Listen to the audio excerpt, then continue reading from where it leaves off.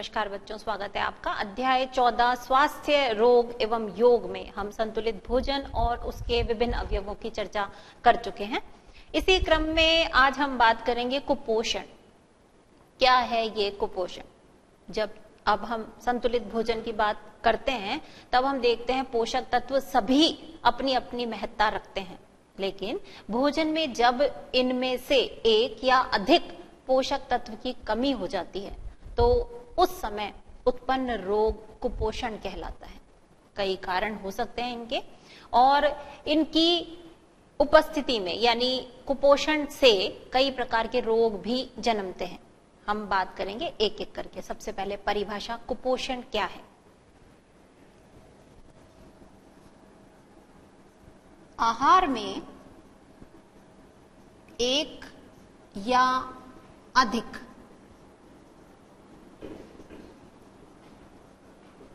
पोषक तत्वों की कमी से उत्पन्न रोग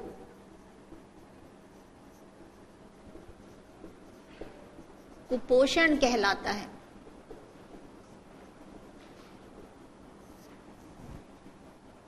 किसी भी एक पोषक तत्व की कमी हो सकती है या एक से अधिक पोषक तत्व की कमी जो है वो रोग को जन्म देती है और ये ही कुपोषण कहलाता है।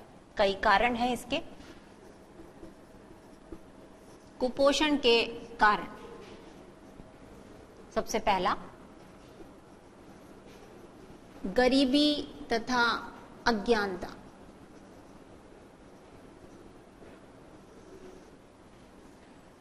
दूसरा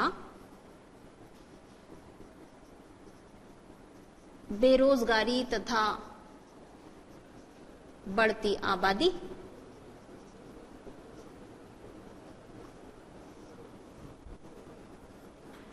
तीसरा, व्यक्ति खाना भी चाहे तो खाद्यान्नों का अभाव। जनसंख्या के अनुपात में खाद्यान्नों की कमी है।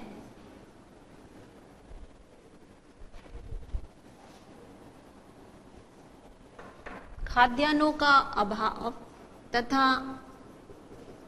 खाद्य सामग्री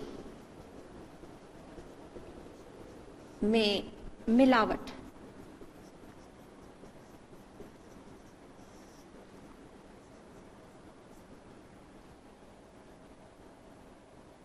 चौथा, मानसिक वेदना तथा चिंता।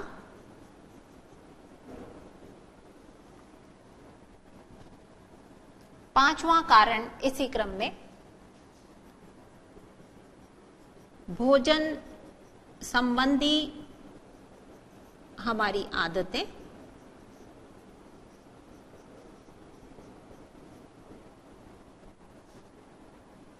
हम स्वादिष्ट चीज खाना चाहते हैं, संतुलित भोजन नहीं। और छठा जो कारण है वो है मिथ्या धारणाएं।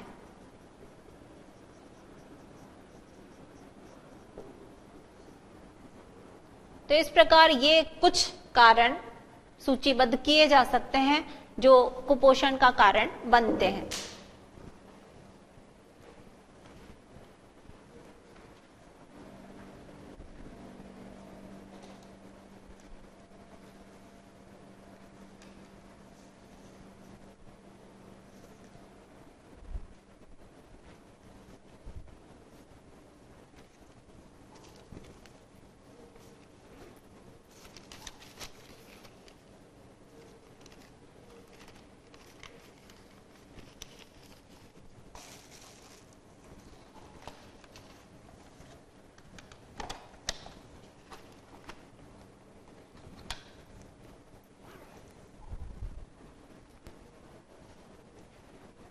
अब एक एक करके हम उन रोगों की बात करेंगे जो कुपोषण के कारण जन्म लेते हैं।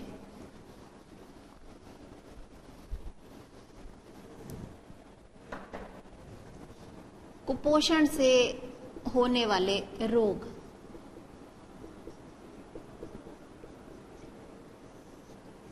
अब चूंकि ये कुपोषण पोषक तत्वों की कमी से हो रहा है, तो एक एक करके पोषक तत्व कौन सा कम रहने पर कौन सा रोग हो जाता है, ये चर्चा करेंगे।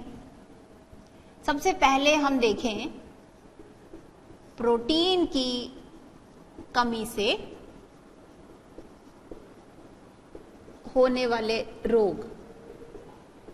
यदि भोजन में पोषक तत्व प्रोटीन की कमी हो जाती है, और अधिकतर बच्चों में जो कुपोषण का कारण है सर्वाधिक मात्रा में, वो प्रोटीन की कमी ही रहता है। दो रोग देखने के लिए मिलते हैं।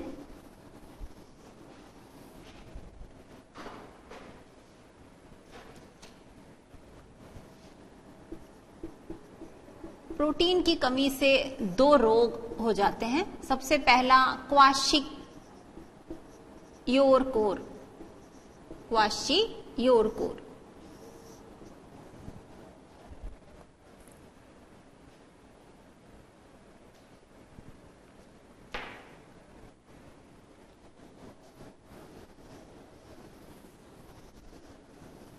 इस रोग के लक्षणों पर ध्यान दीजिए।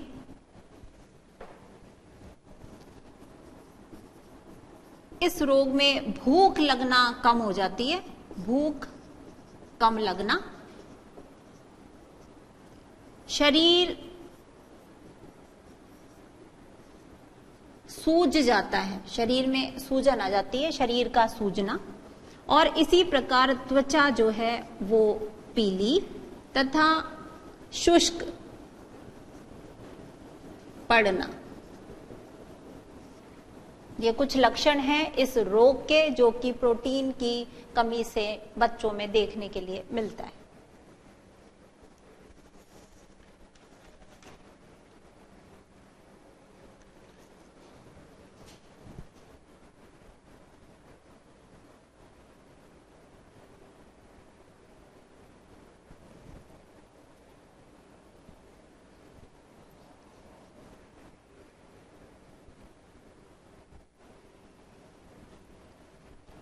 वही जो दूसरा रोग प्रोटीन की कमी से होता है वो है मैरेस्मस। इसके जो लक्षण हैं, इस रोग में क्वाशियोरकोर में शरीर फूल कर सूज जाता है, वहीं मैरेस्मस रोग में शरीर सूख जाता है। शरीर सूखना, बिल्कुल कमजोर पड़ जाता है शरीर, चेहरा दुर्बल, और आंखें जो हैं कांतिहीन तथा अंदर धसी हुई।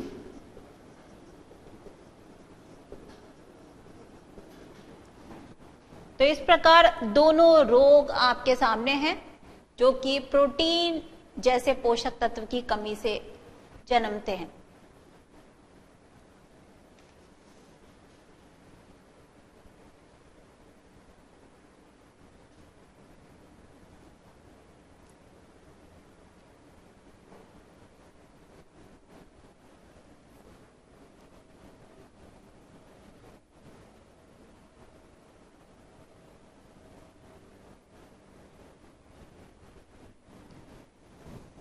अगला पोषक तत्व लेते हैं कार्बोहाइड्रेट।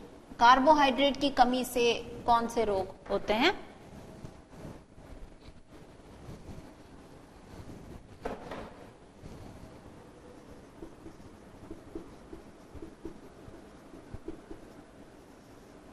कार्बोहाइड्रेट की कमी से होने वाला रोग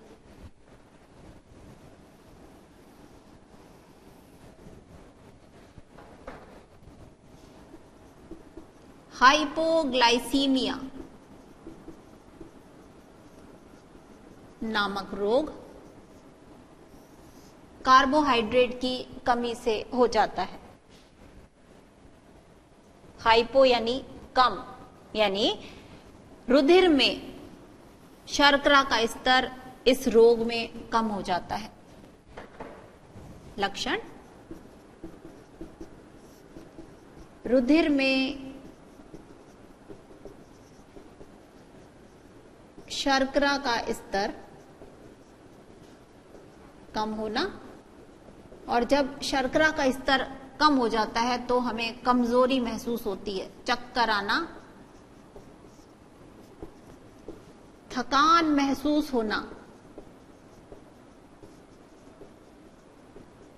और ऊर्जा में कमी। तो इस प्रकार की बातें देखने के लिए मिलती हैं यदि पोषक तत्व कार्बोहाइड्रेट की शरीर में कमी हो जाती है।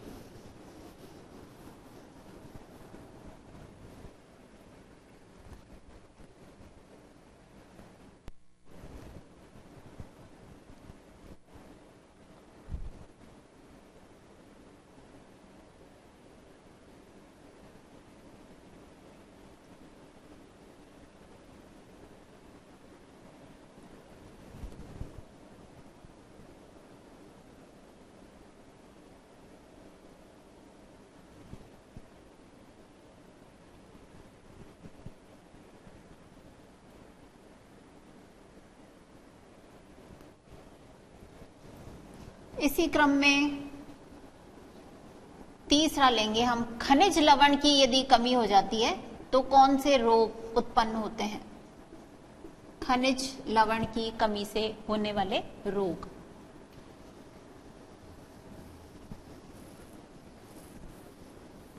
अब विभिन्न खनिज लवण हमारे शरीर के लिए आवश्यक होते हैं। क्रमवार हम देखें किसकी कमी से कौन सा रोग उत्पन्न हो जाता है खनिज लवण में। सबसे पहले यदि हम बात करें कैल्शियम लवण की, कैल्शियम की कमी से पेशियों में दर्द, ऐंठन तथा बार बार फ्रैक्चर होना, क्योंकि हड्डियों के लिए जरूरी है ये कैल्शियम, और इसकी कमी से हड्डियां जो है वो कमजोर हो जाती हैं और बार बार उनके टूटने की संभावनाएं बन जाती हैं। इसी प्रकार दूसरा जो खनिज लवण है वो है मैग्नीशियम। इसकी कमी से शरीर में ऊर्जा स्तर की कमी आती है।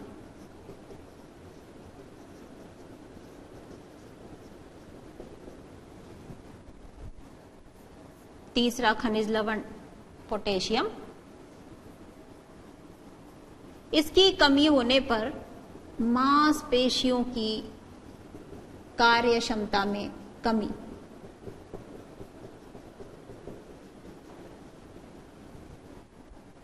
इस प्रकार हर जो खनिज लवण है वो अपना अलग अलग प्रभाव दिखाता है।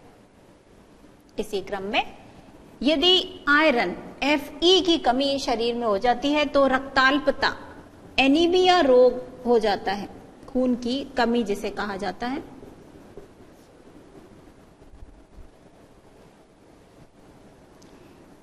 एक लवण है जिंक। जिंक की कमी से मानसिक विकार उत्पन्न हो जाते हैं। इसी प्रकार आयोडीन की कमी से मानसिक तथा शारीरिक विकार उत्पन्न होना, और चूंकि ये आयोडीन जरूरी है हमारे थायरॉक्सिन हार्मोन के बनने के लिए, इसलिए इस तत्व की कमी से गलगंड या घेंगा रोग भी हो जाता है। गलगंड या घेंगा भी जिसे कहा जाता है, घेंगा रोग होना, गला सूजकर लटक जाता है।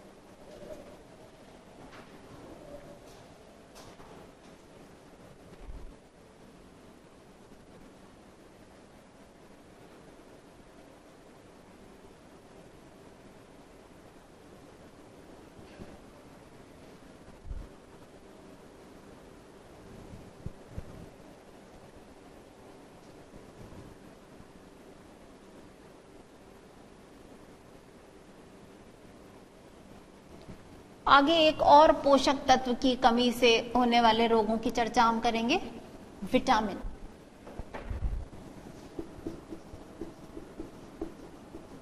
विटामिन की कमी से होने वाले रोग कौन से हैं? प्रत्येक विटामिन का प्रभाव अलग अलग।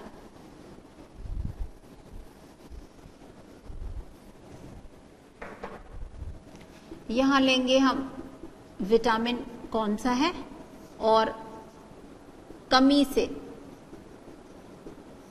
होने वाले रोग।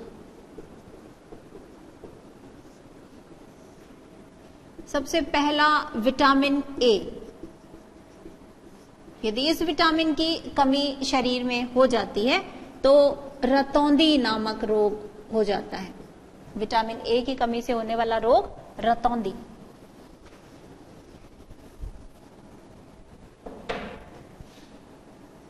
इसी प्रकार विटामिन बी,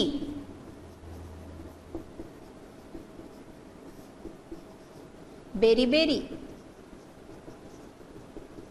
बी से बी ध्यान रखना है आपको, पिछली क्लास में भी बताया था। तीसरा विटामिन सी और होने वाला रोग स्कर्वी। विटामिन सी की कमी, खट्टे फलों में हमें मिलता है ये विटामिन सी, और इसकी कमी से होने वाला रोग है स्कर्वी, मसूरों से खून बहना इस रोग में होता है। चौथा विटामिन डी। सूर्य के प्रकाश की उपस्थिति में शरीर भी इसका निर्माण करता है, और इसकी कमी से जो रोग है वो है रिकेट्स।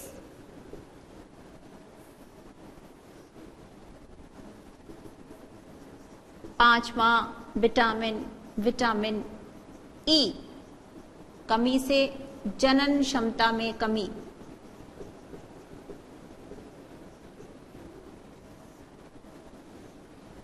और छठा विटामिन के, कमी से रुधिर का थक्का जमना बंद हो जाता है, रुधिर का अविरल बहना।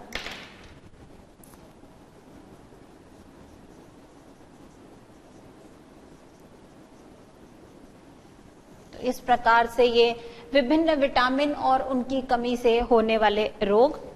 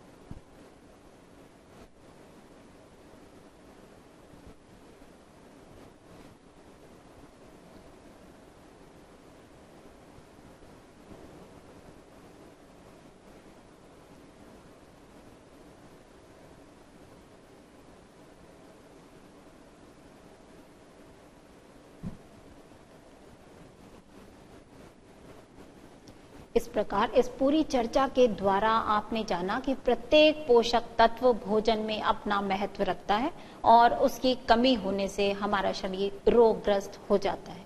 रोग क्या है?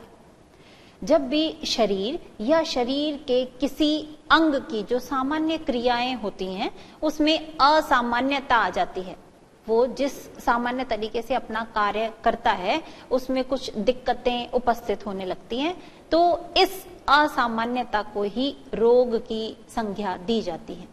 तो ये है रोग। अब आप देखिए हम रोगी बनते कब हैं।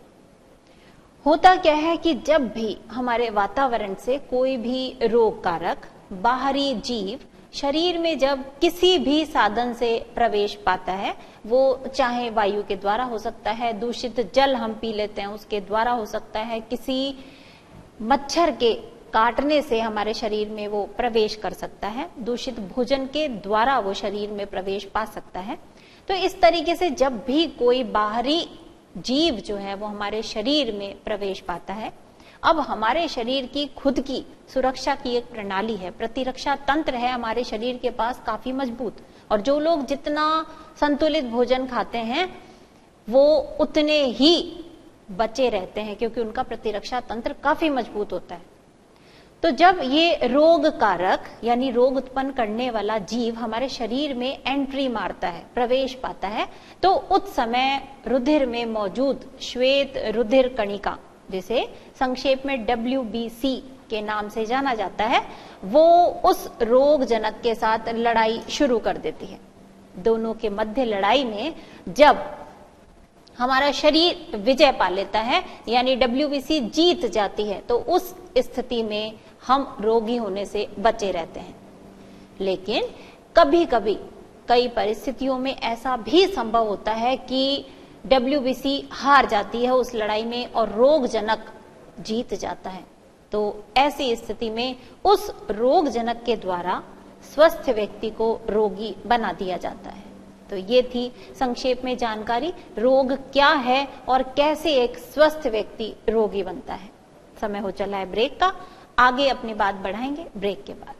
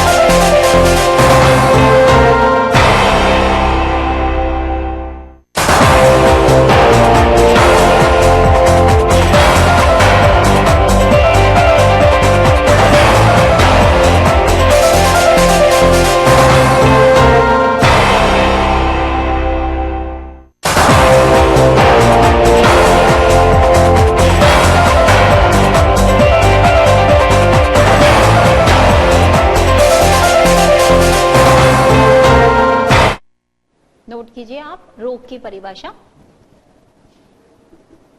शरीर या शरीर के किसी भाग की सामान्य क्रिया में असामान्यता उत्पन्न होना रोग कहलाता है।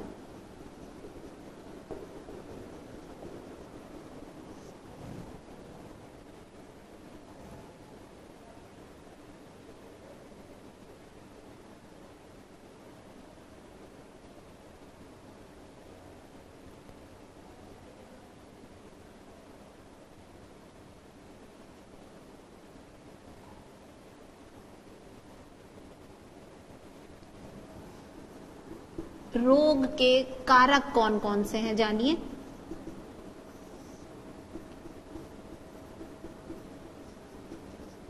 भौतिक कारक, एक एक करके बात करेंगे। फिर रासायनिक कारक, तीसरा जैविक कारक, चौथा यांत्रिक कारक, पांचवा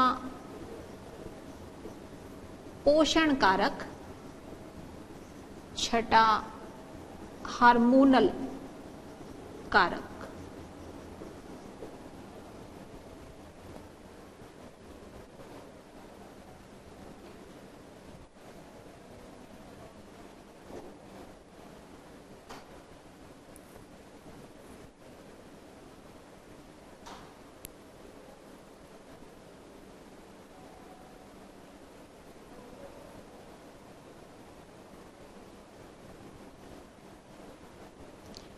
सबसे पहले लेते हैं हम भौतिक कारक।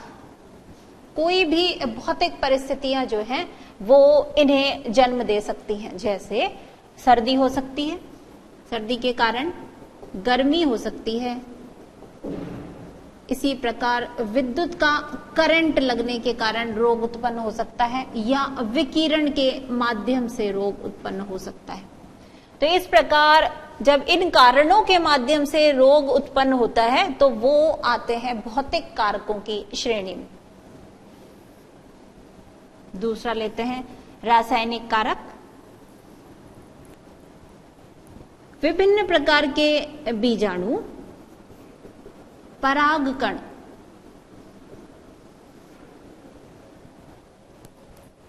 या शरीर में उत्पन्न कुछ रसायन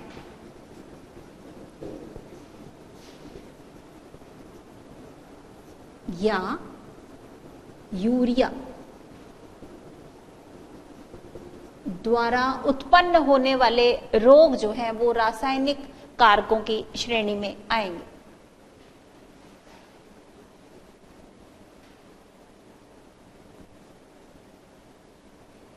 इसी प्रकार तीसरा जो कारक है हमारा वो है जैविक कारक। जैविक कारक में वायरस हो सकता है, रोगजनक से होने वाले रोग ये इस श्रेणी में आएंगे। वायरस है, कवक है, जीवाणु या प्रोटोजोआ द्वारा उत्पन्न रोग जैविक कारकों की श्रेणी में आएंगे।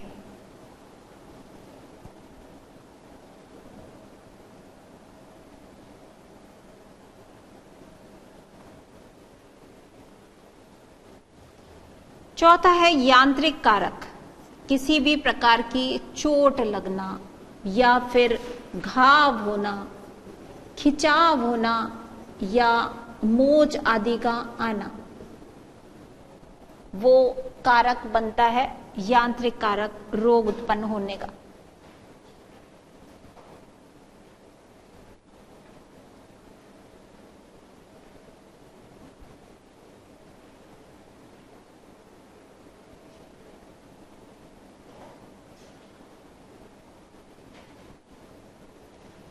पांचवा जो कारक है वो है पोषण कारक, यानी पोषक तत्वों की कमी या अधिकता से होने वाले रोग। और छठा और अंतिम कारक जो है वो है हार्मोनल। विभिन्न हार्मोन्स की कमी या अधिकता के कारण जो रोग होते हैं वो हार्मोनल कारक बनाते हैं।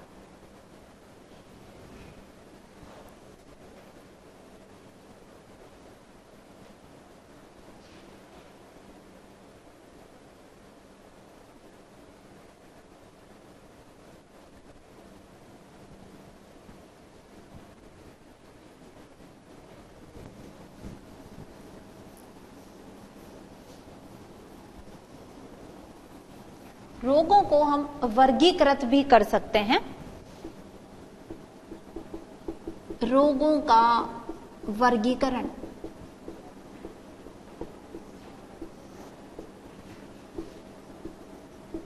प्रकृति व कारक के आधार पर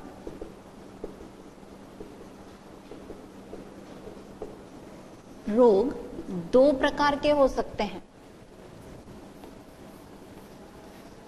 पहला संक्रामक और दूसरा असंक्रामक।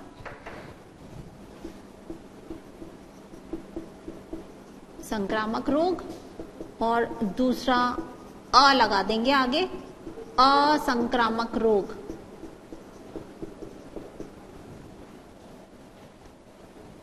अब संक्रामक रोग क्या है? ऐसे रोग जो जीवाणु, कवक, वायरस या प्रोटोजोआ जैसे रोग जनकों के द्वारा फैलते हैं और एक व्यक्ति तक ही सीमित नहीं रहते, यानी रोगी तक ही सीमित न रह के एक रोगी व्यक्ति दूसरे स्वस्थ व्यक्ति को भी रोगी बना देता है, यानी संचरणीय रोग होते हैं ये। एक व्यक्ति से दूसरे व्यक्ति को होने वाले रोग संक्रामक रोग कहलाते हैं। इसके विपरीत दूसरी जो श्रेणी हम ले रहे हैं रोगों की वो है असंक्रामक रोग, यानी ऐसे रोग जो केवल रोगी विशेष तक ही सीमित रहते हैं। एक व्यक्ति यदि रोगी हो जाता है तो उसके संपर्क में आने वाले स्वस्थ व्यक्ति रोगग्रस्त नहीं होते, जैसे कि मधुमेह रोग, उच्च रक्तचाप और कैंसर आदि। इस प्रकार के जो रोग हैं वो एक व्यक्ति से दूसरे व्यक्ति को नहीं होते। जबकि यदि हम बात करें एड्स की तो वो एक संक्रामक रोग है, एक व्यक्ति से दूसरे व्यक्ति को होने वाला रोग। संक्रामक रोगों की चर्चा करते हैं।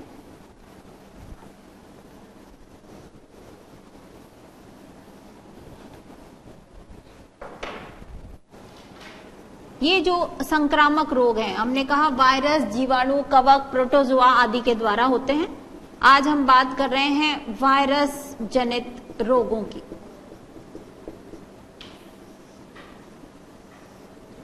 वायरस के द्वारा होने वाले रोग वायरस जनित रोग कहे जाते हैं। सबसे पहला रोग जो इस श्रेणी में है वो है चिकन पॉक्स, जिसे छोटी माता सामान्य भाषा में कहा जाता है।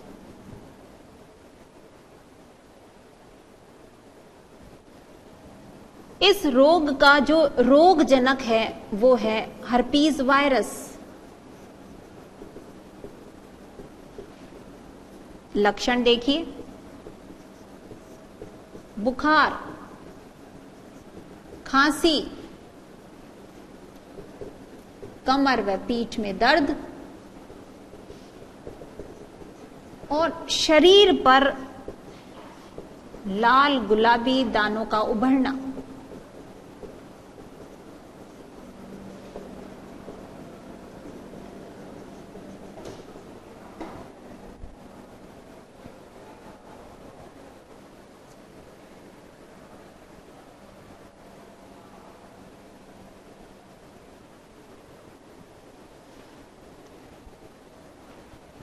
इस रोग का उपचार, यानी चूंकि ये रोग संक्रामक रोग की श्रेणी में आता है इसलिए संक्रमित व्यक्ति को हमें अलग रखना चाहिए। उसके काम में जो भी वस्तु ली गई हैं उन सबको विसंक्रमित किया जाना नितांत आवश्यक है। साथ ही साथ एंटीबायोटिक दवाइयों के उपयोग से इस रोग की जो प्रभाव है उसको काफी हद तक कम किया जा सकता है। इसी क्रम में वायरस जनित रोगों में एक रोग अगला लेते हैं, एड्स। ये भी वायरस से होने वाला रोग है। पूरा नाम देखिए, प्रश्न पत्र में एड्स का पूरा नाम AIDS, एड्स का पूरा नाम लिखिए। ए से एक्वायर्ड इम्यूनो, आई से डेफिशिएंसी, डी से और एस से सिंड्रोम। तो एड्स का पूरा नाम हो गया एक्वायर्ड इम्यूनो डेफिशिएंसी सिंड्रोम। और रोग जनक जो है इसका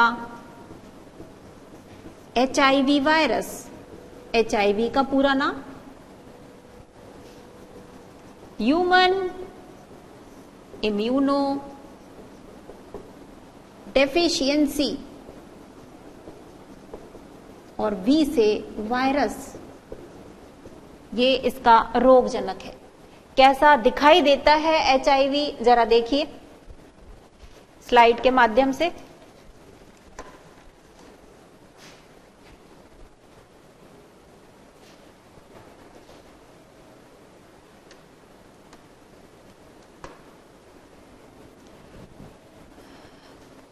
तकनीकी खराबी से स्लाइड चल नहीं पा रही है, लेकिन जो ये रोग है HIV वायरस अब एड्स रोग फैलाता है।